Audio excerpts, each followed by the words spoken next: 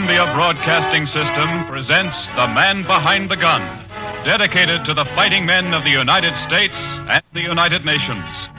This week we pay tribute to our allies in the Royal Air Force, of whom Winston Churchill said, "Never have so many owed so much to so few."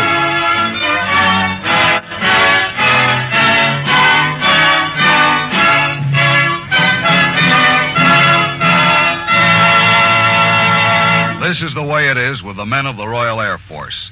This is the way it was 2 years ago when these few stopped Goering's Luftwaffe dead in the sky and spoiled Hitler's timetable of invasion on which the United States was a destination. This is the way it is now with the RAF whenever German bombers roar in on the tight little island from occupied Europe. Tonight, the man behind the gun is Ronald Twine, Spitfire pilot of the Royal Air Force.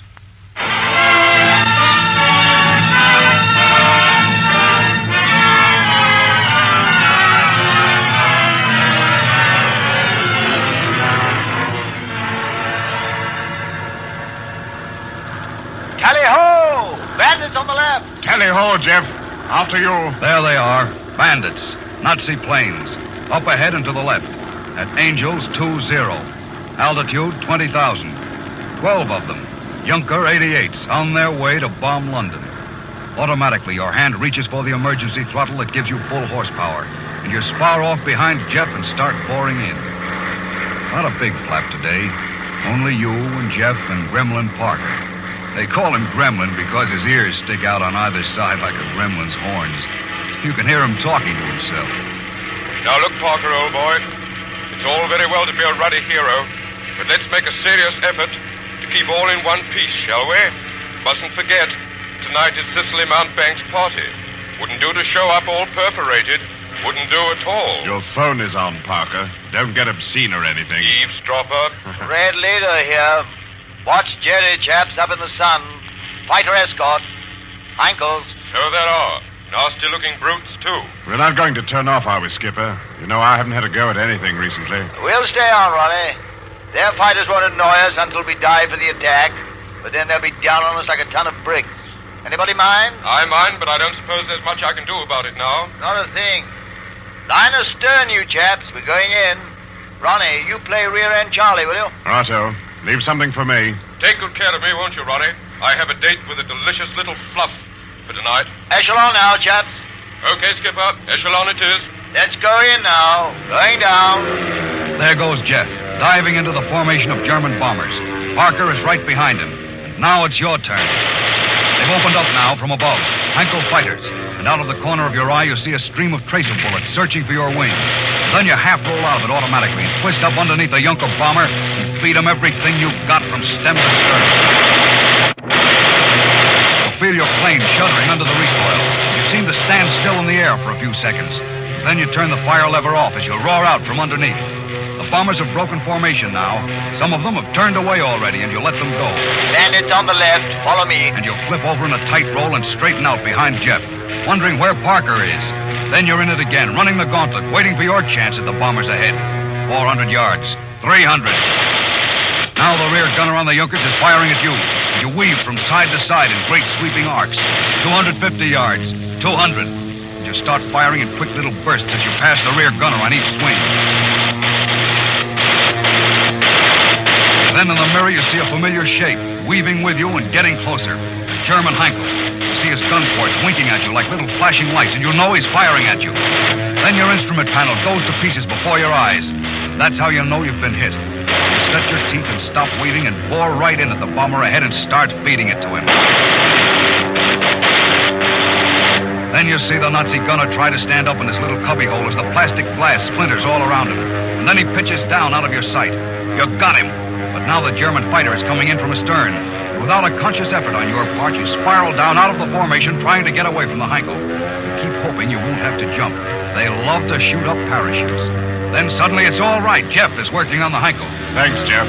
Get him for Parker. And he does, firing in quick, short bursts. Following every move the German makes, he goes boring in on the Heinkel. Then it turns belly up like a fish, and you can see the white line of tracers pouring into its length. Then slowly and sluggishly it turns over on its back and falls into a spin. A flame from end to end. Good work, Jeff. One for Parker. Do I hear someone talking about me? No, Parker. I thought you copped it. Not me. I told you I had a date tonight. Where were you on that last mix-up? Oh, I was there. As a matter of fact, I polished off a Junkers. Someone had been thoughtful enough to shoot up the rear gunner for me. Ronnie did that. Good show, Ronnie. Good show yourself. You hope you don't sound like a dog in the manger, but you can't help wishing you had a Heinkel or a Junkers on your own scoreboard. Even a Messerschmitt 109. Everybody has 109s. Everybody but you, that is. All you get are assists. Mr. Parker shot down a Junkers 88 today. Brilliant assist by Mr. Ronald Twine. Anyone know where we are? Haven't the least idea. You, Ronnie? Not I. Could be anywhere by now. Lovely, boy. So helpful. I'll call in. Hello? Hello? Hello? Red leader to Strawberry Control. Where are we? Where are we? Hello, Strawberry Control. Hello. Where are we? Over. You're now over Sugar Beer. Your home course will be Red 70. Is that understood? Over. Red leader here. You are understood. We are over Sugar Beer. Our home course is Red 70. Off. Well, then let's go, you lads. Let's go home or we'll be late for Cicely's party.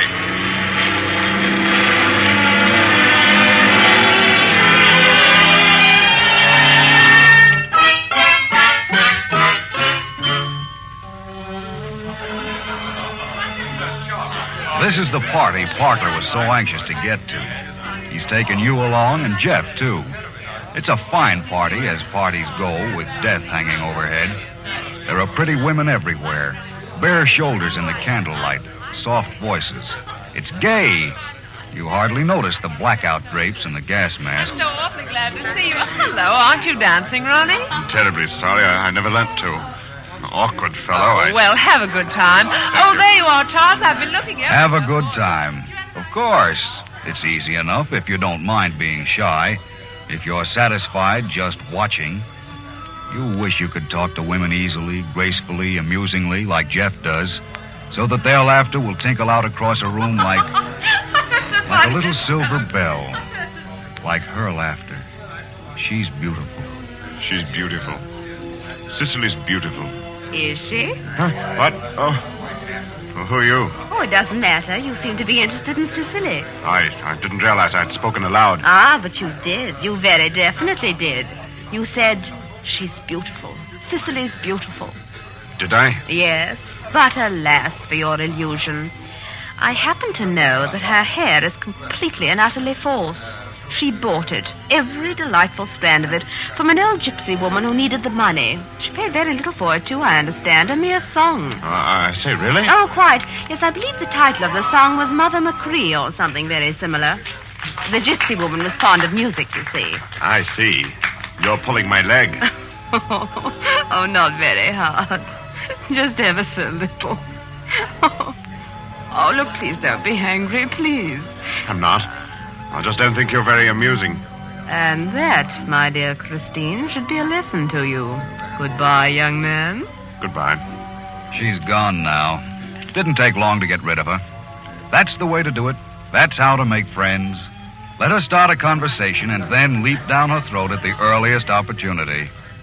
Idiot. She's beautiful, too. More than the other. Christine, she called herself. Christine. Nice. Talking to Jeff now. Or rather, he's talking to her. Motioning with his hands. Showing her how he got his first Heinkel, probably. Wish I might get a Heinkel. Oh, yes. You wish you could get a Heinkel. Or even a Messerschmitt 109. Everybody's had 109s. Everybody but you. We're back on that again, are we? Might almost make a song of it. Everyone has a 109. Everyone but me. Oh, here it is. I say, Ronnie, tell this dreadful woman how we got that Heinkel today. Jeff got it. I had very little to do with it, really. There, you see, Chris? Oh, by the way, do you Hello, two know... Christine. Hello, Ronnie. You're making fun of me again. You still haven't developed a sense of humor. Am I intruding? I'm sorry I was so stuffy. I'm sorry I was so impertinent. Nice party, isn't it? Look here, Ronnie. I saw her A first. lovely party. Trifle crowded, though, isn't it? Yes. Isn't it, Jeff? Oh, all right. I'll go quietly. But if I'm found dead with a gun in my hand, you'll know why, you two. Nice fellow, Jeff. Oh, very. I'd ask her to dance, but... Would you really? But I don't know how, I'm afraid. Oh. My feet don't match or something. I had an uncle once whose feet didn't match. He had a dreadful time. I can imagine. Whatever became of the old duffer? Well, he took up yogi at an advanced age and died in Capri of trying to cross his feet behind his head. I like Capri. Oh, yes. Very nice place, Capri. The water's so blue.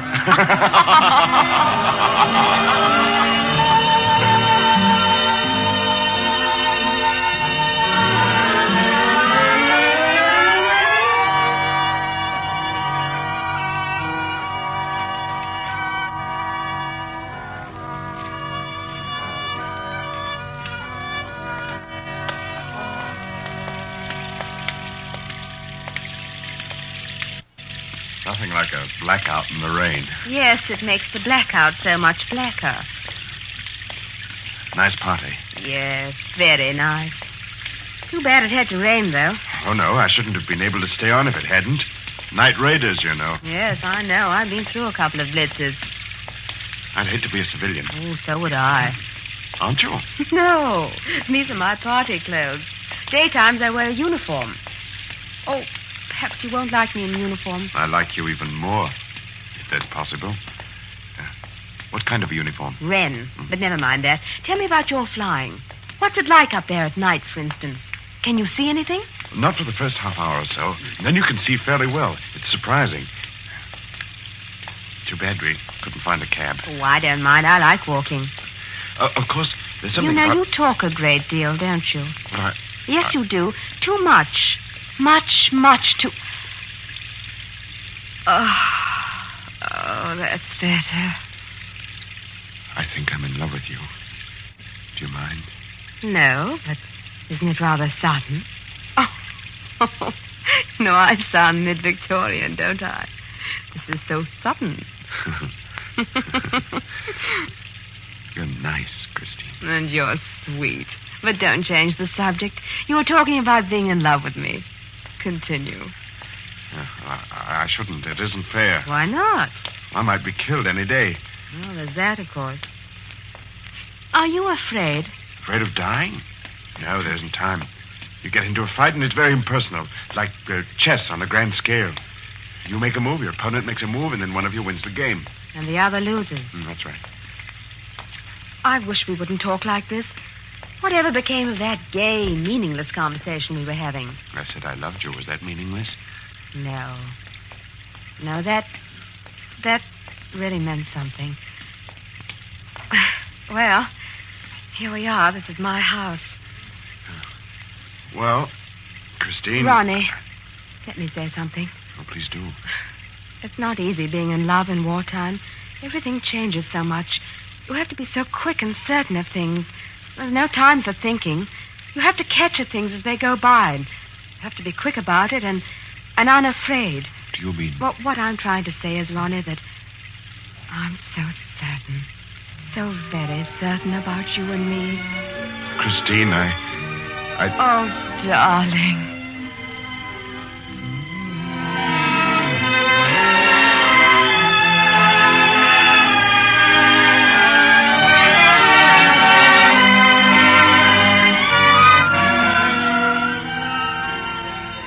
But it doesn't rain forever, and a few days later the weather clears off and you're back in the dispersal hut at the airdrome waiting for flying orders.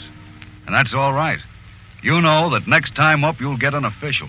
Next time up you're going to get a German, all your own.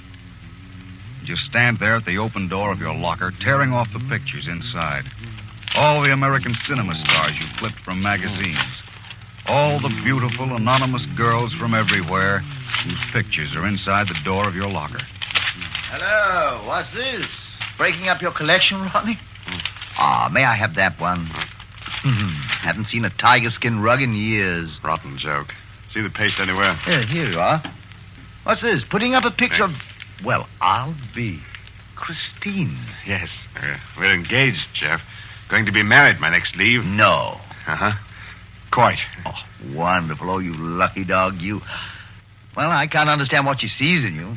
You know, my heart's positively smashed and my life completely devastated, but I think it's first rate. Absolutely first rate. I tell you, my boy. Boston 11, red section. Scramble. There it is. Parker! Get Parker, somebody. Come on, Ronnie, come on.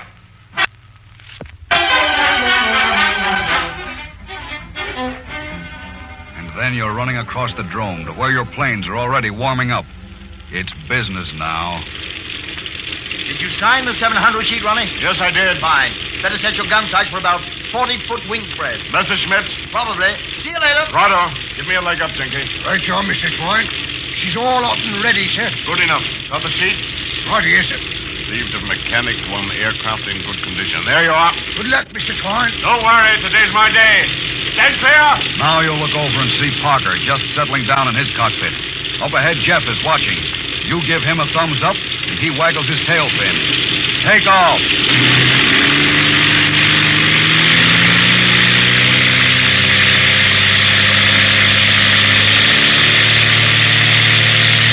Quickly now, you shift to full feathering on the propeller and open up the throttle, keeping in a tight bic with Parker and Jeff. Taking off in formation.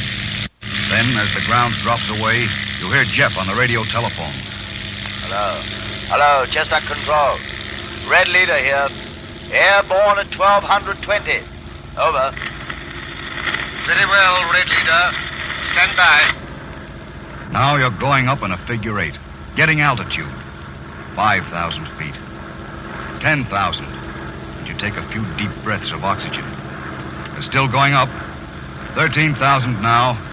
The air is clear and blue. Hello, Red Section Leader. Chestnut Control here.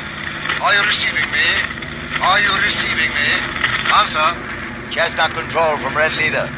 I am receiving you very well. Go ahead. Over. Hello, Red Leader. Your vector is Z9Z. Is that understood? Hello, Chestnut Control. Red Leader answering. Receiving and understood. Vector is Z9Z. Off. All right, you chaps. Set your compasses for Z9Z. Formation is line astern. Parker will play rear end Charlie. Understood? Understood, Skipper. You're still going up. You lean forward quickly and adjust the oxygen indicator to 20,000 feet. You're a little dizzy from the fast climb and the oxygen, but everything's okay. Motor sounds fine. Mixture is a little too rich, perhaps, and you adjust the carburetor intake carefully. Red 2 and 3 from Red 1. Echelon Red. You spread out to the left and above Jeff, flying in a stepped-up formation now. So far, so good. All you need now is a target, and you keep listening for the directive. Hello, Red Leader. Chestnut Control here. At Angels 1-5. Lord Bandit. An enemy bomber at 15,000 feet. That's what you've been waiting for. Quickly, you reset your gun sights to the wing spread of a bomber. Then you switch your gun button to the fire position. Red 2 and 3 from Red 1. Let me know if you see anything. Your eyes start that shifting circle. It's become a habit now. You look down on one side, then up. Down ahead, then up. Down on the other side, then up. Tally-ho! Red 1 from Red 2. Below, on the right. There he is, all right. A Junkers 88 from the look of him. Must have lost his formation, you think to yourself, as you heel over behind Jeff's diving plane. Junkers don't travel alone. Tally-ho! Meat on the table. Must have lost his formation, Skipper. Yes, so. You still with us, Parker? I'll pick up the pieces. There won't be any. Let's go. Go in from the side, you're thinking. Go in from the side. There's no armor there in a Junkers. But the pilot has seen you. He's turning to face you now so his gun turrets can go into action. You center your gun sights on his forward blister, and he gets larger and larger in the circles. Now you see his machine gun winking at you in little bursts of flame. Too far. 300 yards now. Jeff is firing into him as he roars past. Then it's your turn, and you bring up your nose a little and let him have it. Then you're zooming up and over to come in from the rear behind Jeff. It's too fast the other way. You can see Parker right behind you in the rear vision mirror, and then Jeff goes in from the side and you see his traces getting home. Then he's gone and it's your turn again. You can see the turret gunner swiveling around from following Jeff to try to get a line on you. Then your thumb presses down on the gun button. Then you're by again and you wheel up and over for another run. But it isn't necessary. He's done for.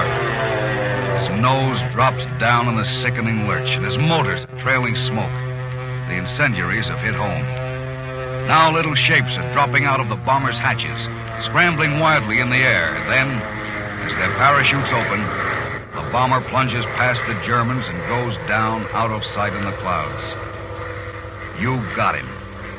Number 1 for Ronald Twine. Good show, Ronnie. Couldn't have done better myself. Number 1. You snap up and over in a tight barrel roll, the victory roll. And then, a sudden thought is in your mind. Red 2 here. I say, Skipper, do you suppose that'll be confirmed? Will they see it come down? I don't see how they can miss. I'll call in. Hello, Chester Control. Red Leader here. Watch for falling bandit. Watch for falling bandit. Over. Hello, Red Leader. Bandit crashed nearby. Bandit crashed nearby. I say, try and get them a little farther from home next time, will you?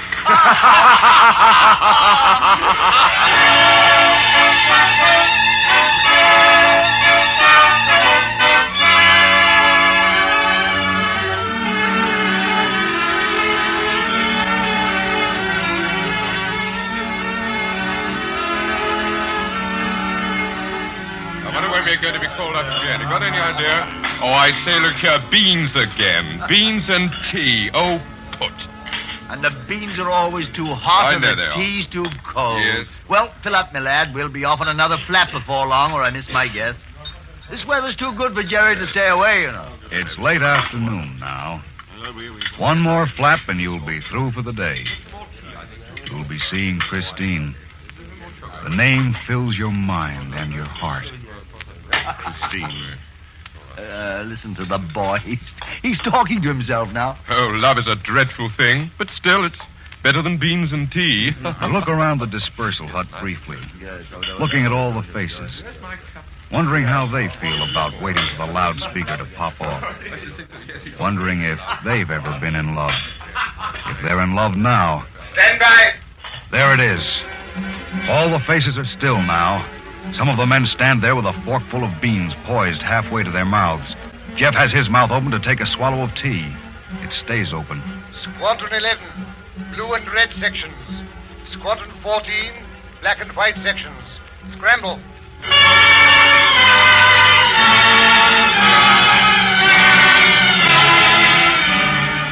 A big one this time. 12 planes in the air at once, and more coming from other aerodromes, probably. A big flap, all right, and suddenly you're cold inside. All the while you're getting ready to take off, while you're putting on your chute and buttoning up your flying suit, while you're checking your instruments and giving Jeff the go-ahead, you're thinking, maybe this is the last one for me. And you feel it as strongly as you've always felt before that you'd come back. This time you have a feeling that you won't come back. And you think of Christine, waiting and waiting, and nothing beyond waiting.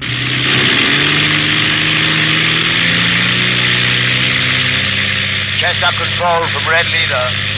Red and blue sections, airborne at 1805. Over. Hello, red and blue sections. Chestnut Control here. Your vector is 175. At Angels 20, many bandits. Buster means hurry. You lean forward and pull out the throttle another notch. You're climbing steeply now. It's getting dark and you blink your eyes trying to get used to it. Altitude is 10,000 now, going up like an elevator. Red and blue sections from Chestnut Control.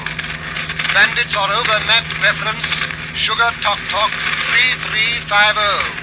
I say again, Sugar Tok Tok 3350. Is that understood? Over to you. Hello, Chester Control. Bandit is over Sugar Talk 3350. are understood. Listening out. All units from Red Leader. Bandit is 3 or 4 miles to the left. Buster. They're coming in over the Devon coast, not far off. The plane ahead pulls away a little, and you reach for the auxiliary throttle and give your Hurricane full petrol. Altitude is 15,000 now, and you're on oxygen. The air is cold on your face above the mask, but your hands are sweating. Now you reach out and snap on the gun sights, and the little light is oddly comforting. Hello, Red Leader. Have you located bandits? Have you located bandits? Over. Red Leader answering. Not yet. Stand by.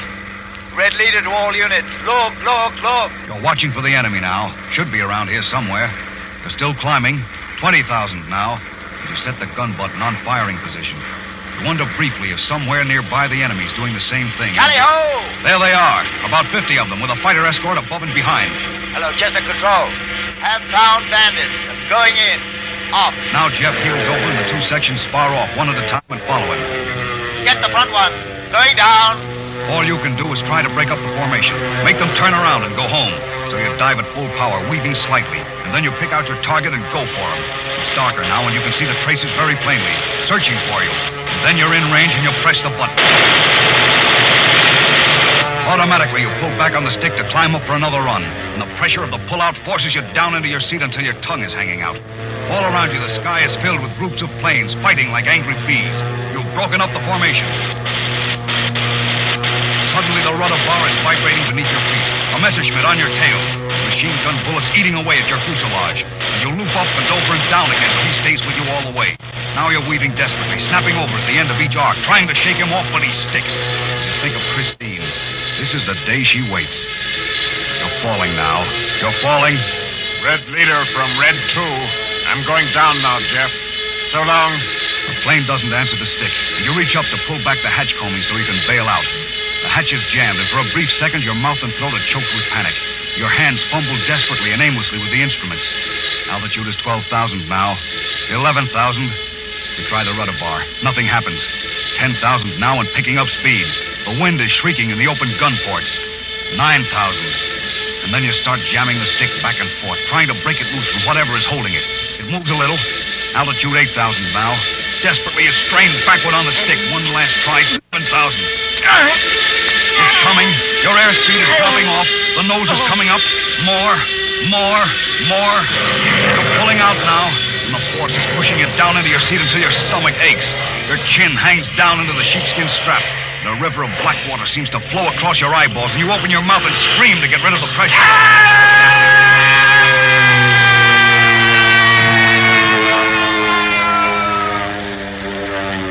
And it's all right now. The plane is answering the controls again. The motor is running hot, and you drag to the left, but it's good enough to get home in. Home. Hello. Chestnut Control. Hello. Chestnut Control. This is Red 2. May I come in and land? May I come in and land? Over, please. Hello, Red 2. Chestnut Control here. Yes, you may come in and land. Yes, you may come in and land. Come ahead. Off. You're going home. And suddenly there's a picture in your mind. A picture of men and women going home all over England. Going home past bombed houses and burned churches. Their faces resolute, determined that England one day will pay her Nazi tormentor in full. This is why you are flying. This is why you are fighting. You, the pilots of the RAF, are England's last line of defense and her first line of attack.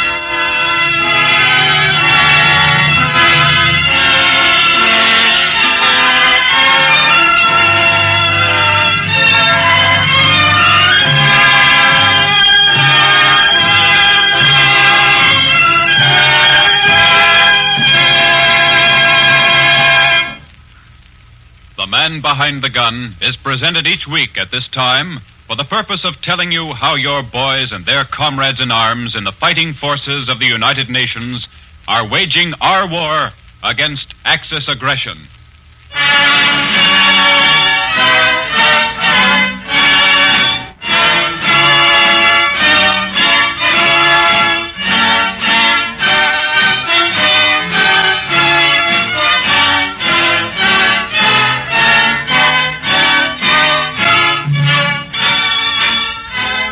Man Behind the Gun is written by Ranald McDougall. Jackson Beck is the narrator. The original music is composed and conducted by Nathan Van Cleve. The production is directed by William N. Robeson for the Columbia Broadcasting System.